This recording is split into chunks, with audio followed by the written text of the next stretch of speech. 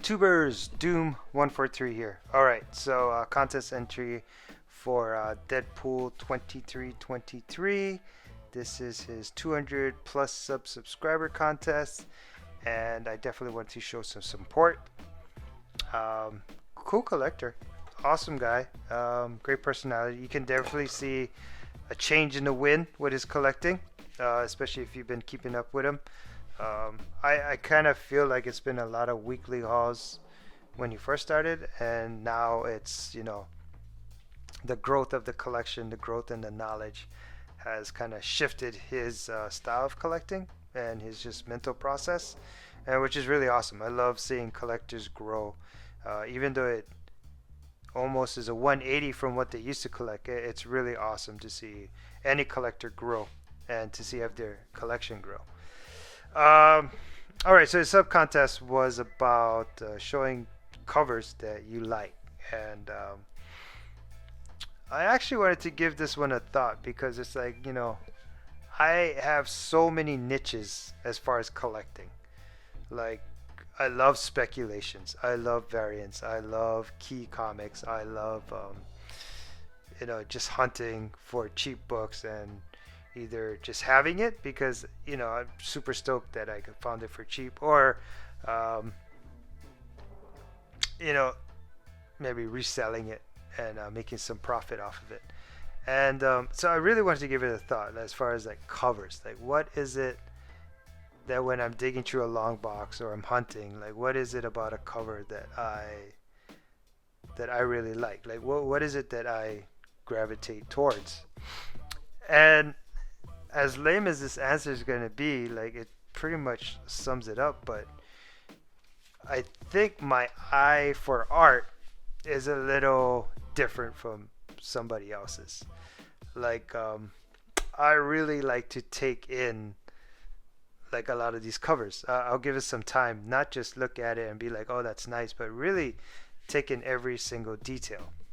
So people like Bill Sienkiewicz, it's automatic that I would always gravitate to people like Bill Sienkiewicz, David Mack, because of the amount of work and process, shading, coloring, the attention to detail that they put into their covers. And I think that's why a lot of their books are worth so much, because there's a lot of people just like me that will see a cover and they'll just be wowed by it. It has a major wow factor. This is Bill Sienkiewicz. That's Moon Knight #1 variant. This is another one, kind of recent, Bullseye #1 variant. This is actually a random act of kindness from Contender, so thank you for that. See if I can aim this down a little bit. But yeah, you can tell how much, and really how much goes into a cover for Bill Sienkiewicz. It's not going to be 100% of the time, but a lot of his stuff, there's always I don't know what, abstract, obscure, different, and you really have to kind of take in the whole thing. There's definitely a story that Bill Sienkiewicz loves to tell based on his covers. So yeah, Sienkiewicz, Delato, definitely Delato is one of my favorites.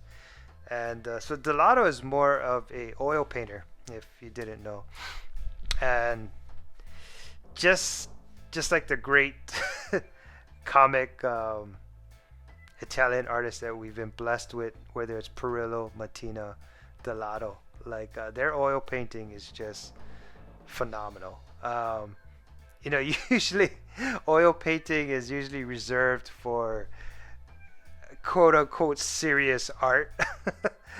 But when you have somebody who has a talent such as Delato, and they take their expertise of oil painting and put it on something that I absolutely love, which is superheroes and villains, and it just really takes it to this whole new level.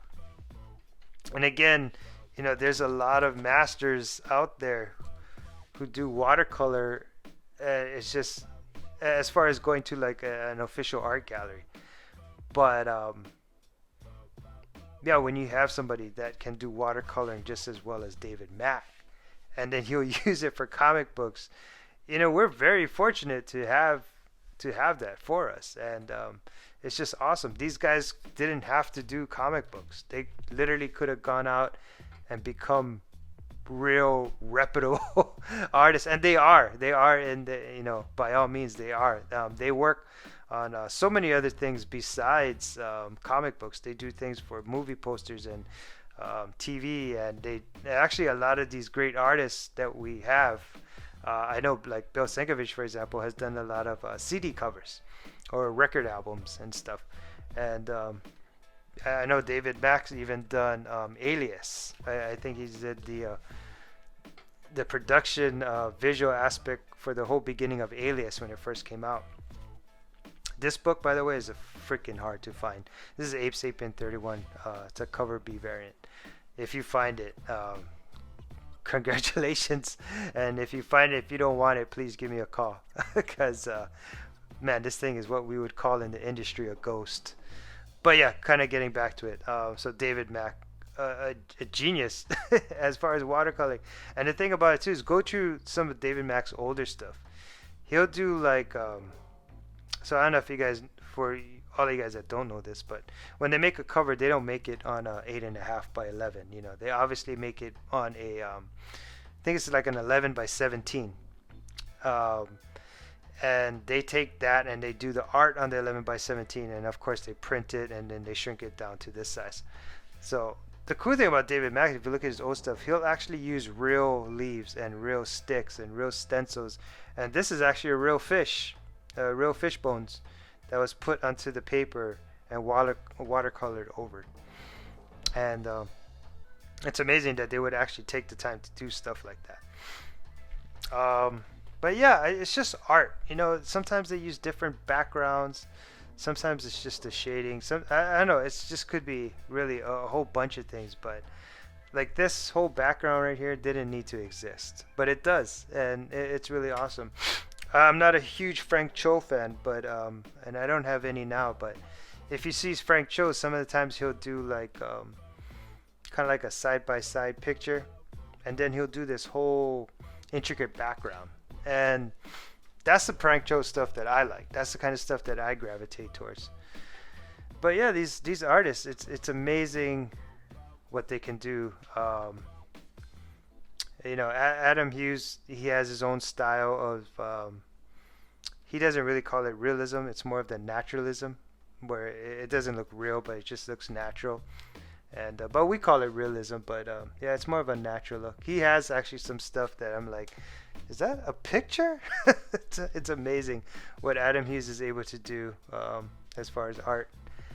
And yeah, I mean, so I just wanted to support Deadpool2323, kind of just show some comics that I like, and maybe just explain a little bit more about me and what it is that I look for into comics. And a lot of it is just not the heroes. A lot of it is really the background and what goes around the superhero or the supervillain that that I gravitate towards. Because a lot of times the superhero, supervillain will look awesome, but if it comes with a phenomenal background, then that to me just makes it that much better. Sorry about that.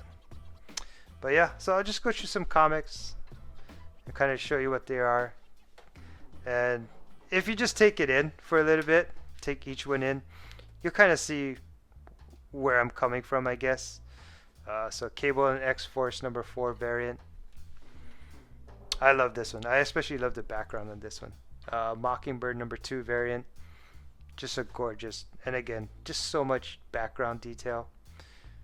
She looks fine, but the background just really brings everything all together. Jenny Friesen, I don't know what kind of color palette she's using, but she shouldn't stop. The attention to details on the eyelashes, the eyes, just the little things like putting a little white in each eye to kind of bring out that shine. The hair, how it flows, just amazing.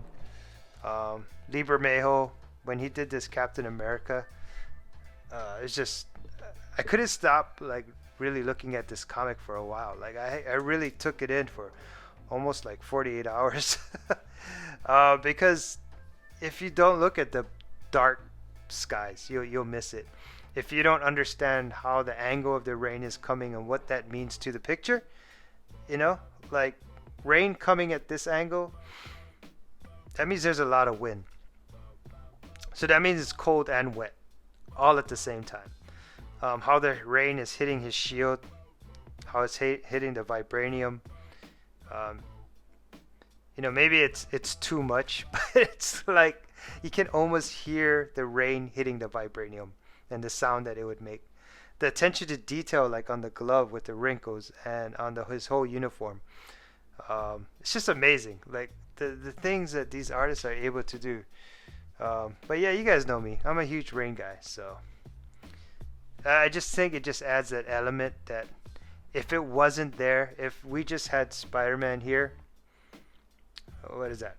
Just on a church top, it would just be a badass cover. I think it would look super badass, you know. But then when you add the rain, now you add that extra effect, and then you add the dark skies in the background. And you also add that as well. So yeah, it's probably a lot. It's probably a little bit more than you probably wanted, but I really wanted to take my time with this contest. So congratulations, Deadpool2323, and thank you for letting me do this. And if I will leave a link to Deadpool2323, and go ahead, sub him up, like him, push the notification button. The guy's a great guy, great collection, and go ahead and do this contest. It's a fun one. Take some time, really think about it. All right, shoots and mahalos.